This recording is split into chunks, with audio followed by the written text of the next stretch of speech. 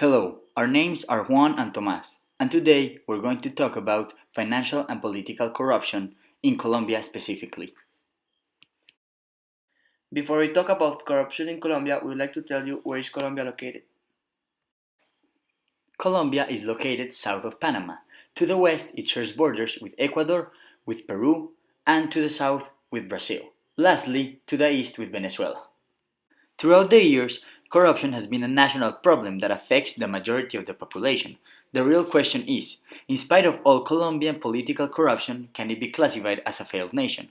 Compared with the most political and civil countries in the world such as Venezuela, Syria, Myanmar, and Burma, the answer is obviously no. After a brief introduction about political and financial corruption, we are going to talk about some internationally known cases of the corruption and the misuse of resources by the government that has happened in this country and the ways the nation has been affected.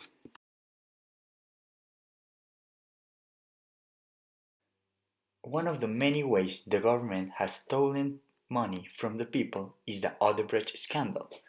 In December 2016, one of the biggest corporate corruption cases in history broke when the US Department of Justice announced that Brazil-based construction company Odebrecht had paid $80 million in bribes over the 6 years, including $15 million in Colombia, in order to win infrastructure contracts.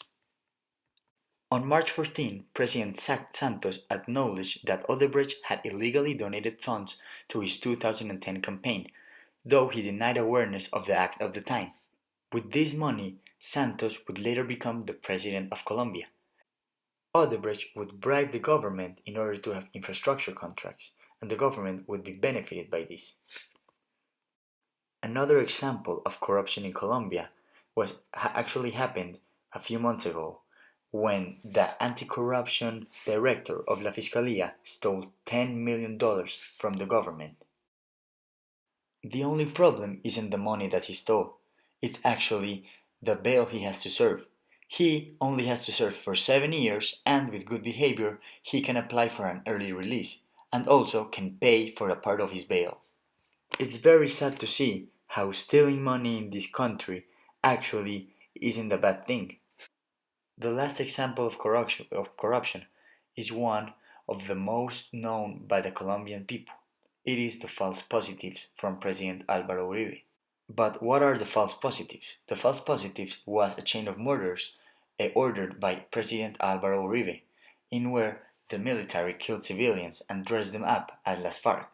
This way, his government's reputation would stay intact, and people would actually think he was doing something good for the country.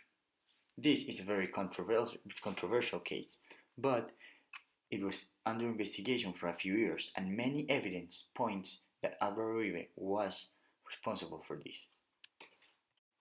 After giving out a few cases of corruption in Colombia and how they have been punished or how they haven't even been punished, we can come to the conclusion that the only viable solution for this conflict is a fair punishment. Now that many of the cases in corruption in Colombia are not punished hard enough by the judicial system, and the thieves get away with it.